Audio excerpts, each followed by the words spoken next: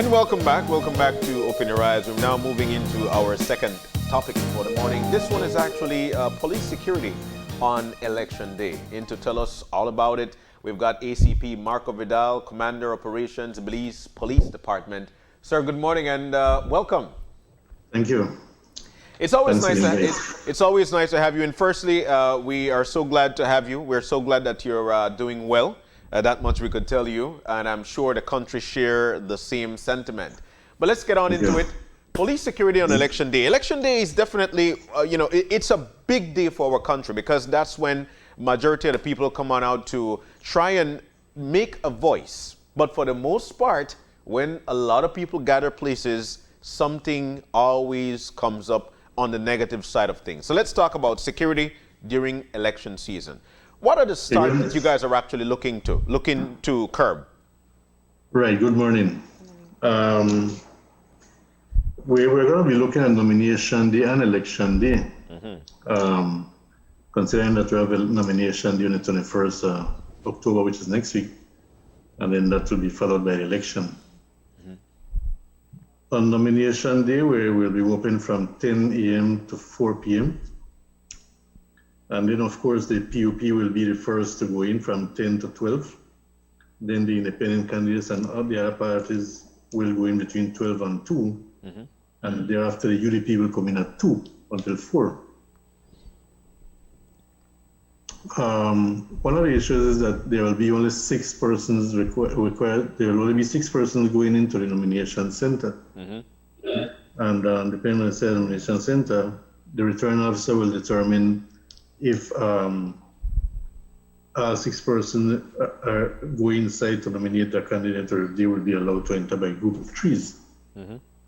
And those candidates who may have COVID-19 positive will be nominated via video Zoom. conference. Right. And prior to nomination, the nomination forms will be submitted to the for the candidates to sign. If person nominating candidates are COVID-19, they will be replaced. Nomination centers will be sanitized after each group leaves the nomination center. And that's one of the key things because we are in this COVID time, and there is a requirement for all the facilities to be totally free of any disease. No? So we'll be sanitizing those areas prior to and after they have left. Masks again will be provided at nomination centers by election and boundaries. It is a requirement that masks be worn to cover mouth and nose. Police officers will be posted at nomination centers and will ensure that COVID-19 measures are adhered to. The social distancing must be maintained 6 feet, and also the wearing of masks to cover the mouths and noses. The sanitization will take place at every nomination center, and absolutely no gathering will be allowed outside a nomination center. No parades will be allowed to take candidates to be nominated, and media will be allowed at the discretion of the election and boundaries. I wanna start Sure. to understand this a bit more. This is a massive undertaking. I don't think we've clarified that as yet. Nomination day is usually at one location, at least with Belize City. Let me use that. Now it's going to be in each individual constituency across the country.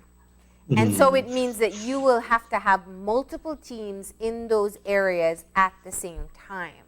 How are you imagining that this is, because it's one being able to ensure that everyone is following the quarantine regulations that are currently in place, and then of course maintaining peace and order, and people get feisty on that day as well. So how are you even going to have the manpower to cover all of these places? Well, we will have the manpower. Because of the COVID situation, we're going to be boosting Belize City in particular, but all the other districts will have their manpower to ensure that these things are being adhered to. So It's going to be a bit of a challenge, but I think we'll work around the challenges. And we will have the police officers to ensure that the masks are being worn, that this distancing is being adhered to. And this has been done in other countries, so it's not any different that it will be held in Belize. Yeah. So we're going to be working around that. So what have you found has been successful in other countries that can be implemented here as well? Well, the same way that we're doing this, it is kind of like similar to other countries. Mm-hmm. So we're doing it pretty much. The other countries have done it, and it has worked for them. So it's going to work for us as well. Yeah. I think there may be, I'm not certain about it, but there may be less persons coming out because of the adherence of the COVID-19 pandemic issues. Mm-hmm. But other than that, nobody will be of their franchise to ensure they vote. Yeah. So it's going to work out. So that's looking at nomination day. People need to know that there is no parade allowed, no kind of mass gathering allowed. It will be the representative along with his or her 6 persons who will nominate them. Right. And how are you going to make sure that the room doesn't exceed the 10 person? We will have officers there to ensure that there's no excess of persons inside the room. And we will be guided by the returning officers. So the police is going to be working along with the election boundaries to ensure these things are maintained. Okay. So these are the precautions. This is what we can expect for nomination day. I want to move forward to election day, especially because that's. Tell me what you have outlined so far. Right, for election day, it's the 11th of November, and we have to maintain a 100 line.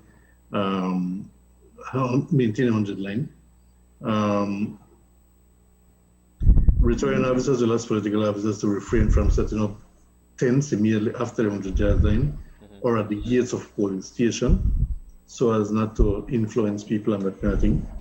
No campaign will be allowed inside the 100-yard line. No media will be allowed within the 100-yard line. The voters can use their shirts with their party colors. However, no slogans will be worn on those shirts when they go to vote. Political polling agents will be allowed to wear party colors, but no slogan. And 2 runners for polling station for each political party will be allowed on election day. They will only be allowed 1 minute to remain inside to get the information and leave. We don't want them to remain too long in there. Each one will be allowed to be it's 1 minute, and then requirement for voters or election day. The voters are required to wear a mask, and mask must be properly worn, covered nose and mouth. Each voter will be required to keep their social distance from the other voter. 6 feet markers will be in place outside and inside the polling station.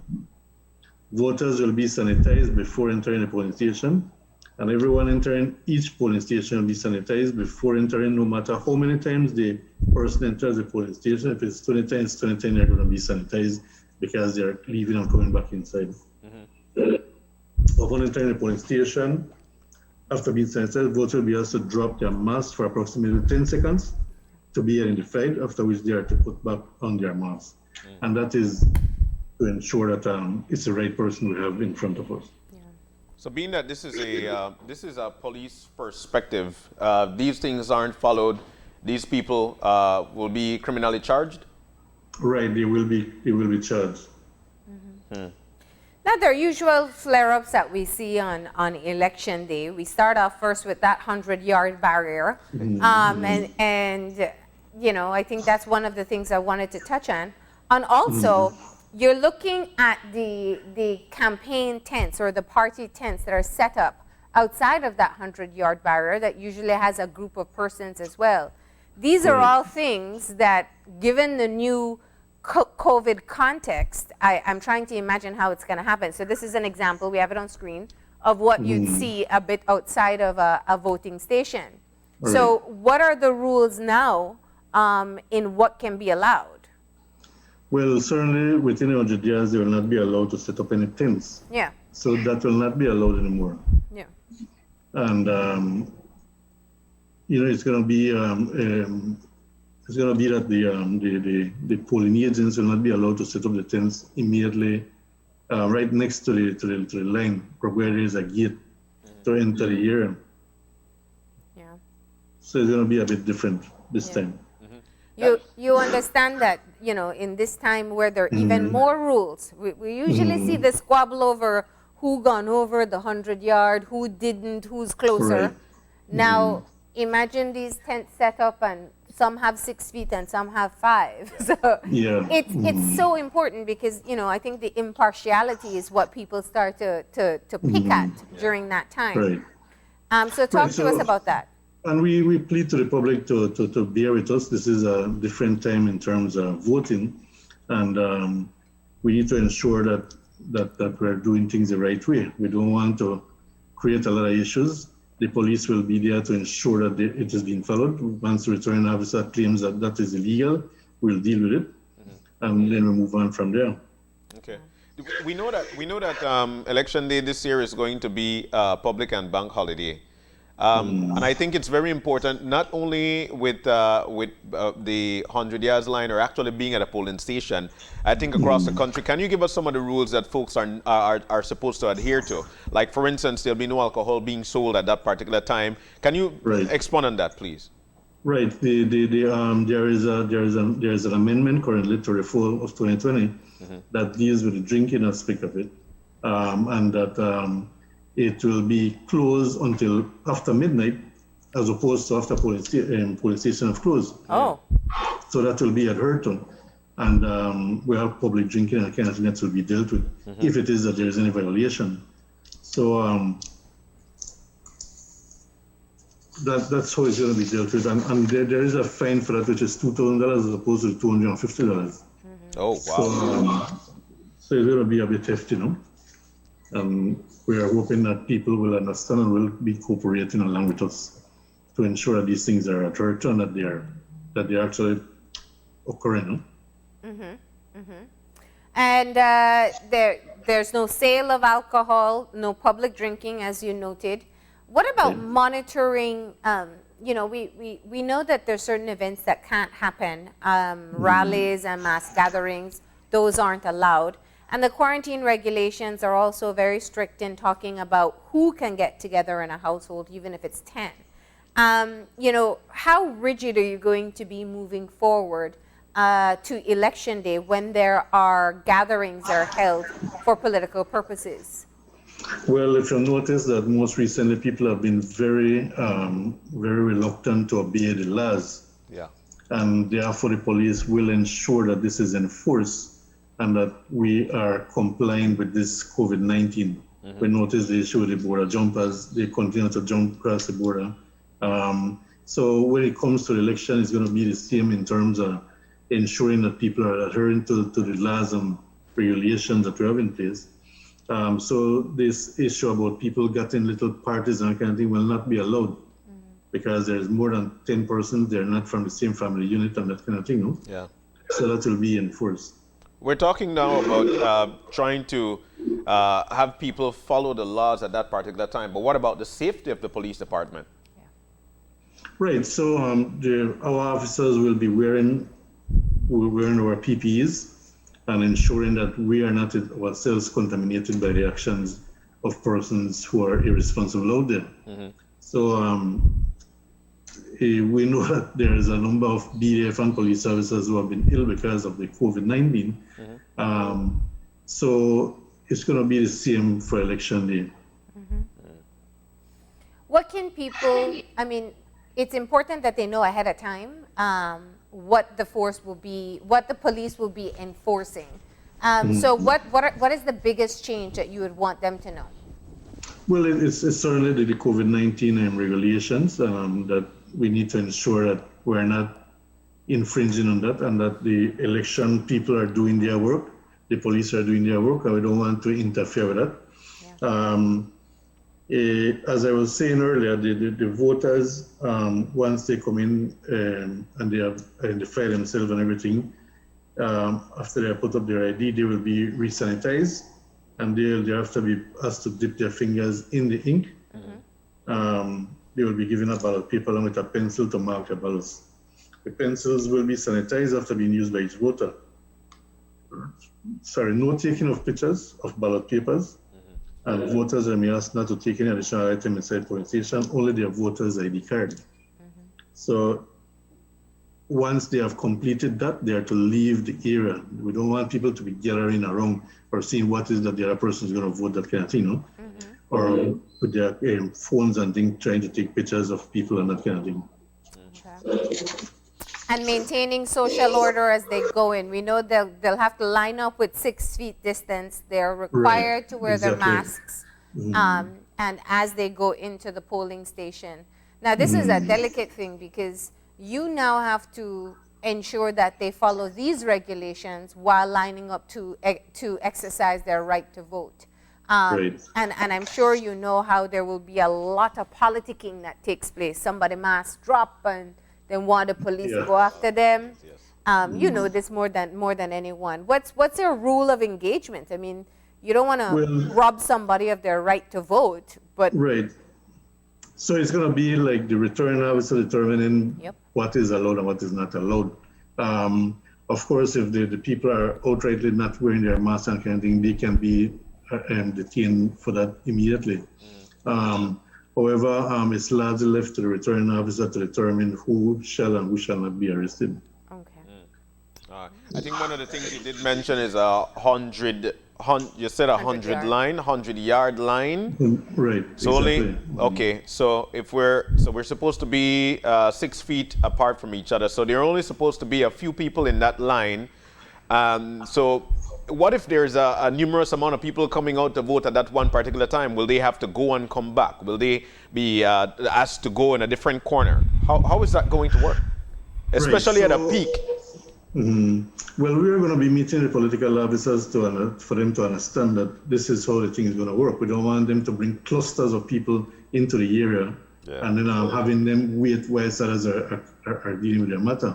So it's going to be, there has to be flexibility across the board. And we expect that politicians will understand, or hopefully they will, that's how the matter is going to be dealt with. So that we don't end up with a situation where we have too many people around the area. So that's how it's going to work. Yeah. I just want to talk a bit about the proxy farms. The proxy farms will be, we will get the proxy farms, and we have 7 days prior to election to submit those farms. Administratively, it is for them to start that out. But one of the things is that these proxy farms will be completed by the respective officer, because you have officers that are going to be in different areas and they cannot vote where they would want to vote. So they need to fill out the proxy farms, and that is going to be the authorizing person to sign. That will be myself, Mr. Brasta, Ms. Magdaleno, Mr. Rosado, and then the regional commanders. They are the only ones that are authorized to sign those things and then seal it with the stamp of the commissioner. And that is going to be submitted to the election boundaries 7 days prior to election day. And I mean, there's going to be little issues where, okay, this thing came up, then that's going to be worked out as they come along. Okay. And what about monitoring counting? That's also one of the areas where the police is most necessary. Right. And boxes will be moved to the counting station vehicles, which will be sanitized again.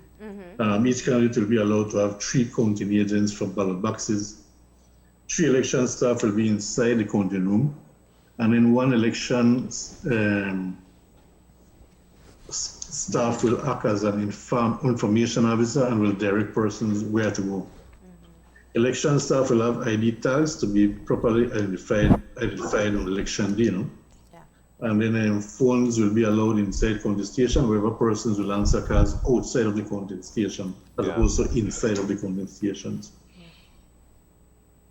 And then, of course, the amendment to the law, which is the no drinking thing, will be enforced. Any other amendments specific to election day other than holiday and the alcohol rule being extended?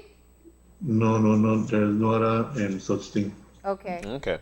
We know that at this particular time, especially on that particular day, there'll be provocation, and it's all about cooler heads prevail. What is being told to your officers to try to make sure that we are acting in a professional manner?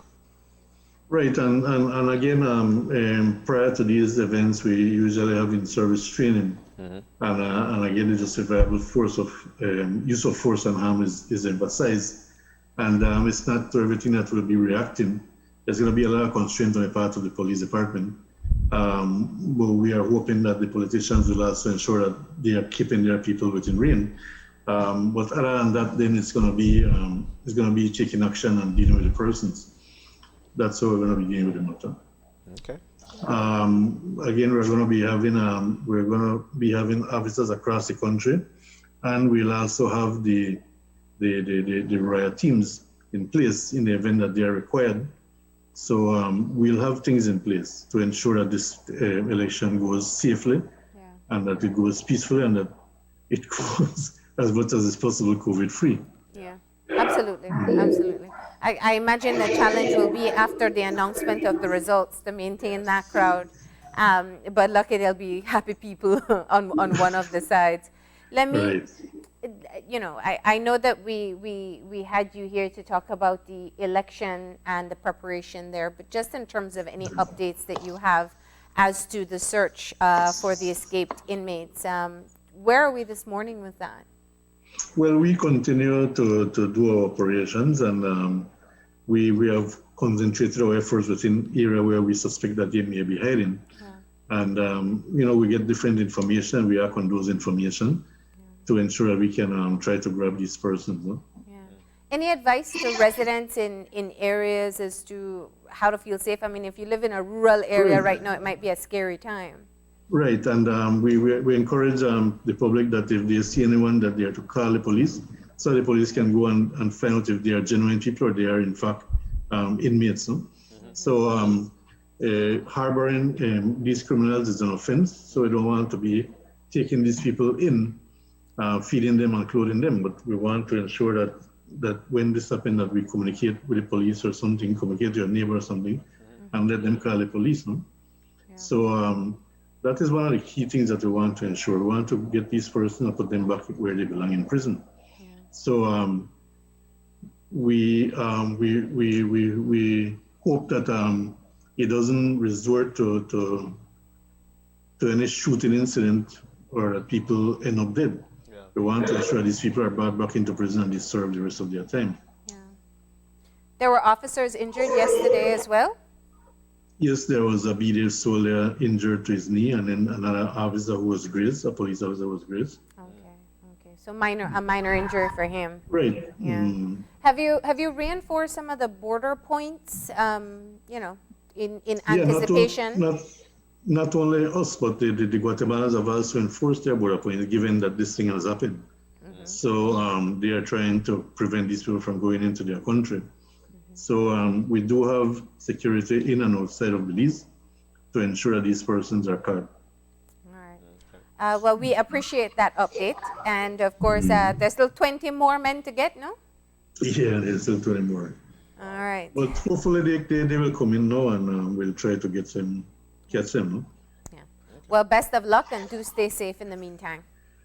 Thank you. All right. All right. A big thank you once again to ACP Marco Vidal, Commander Operations, Belize Police Department. We're about to take that break, but when we come back, we'll be having a conversation with representatives of the Belmopan branch of the Belize Cancer Society. So stay with us. We'll be right back.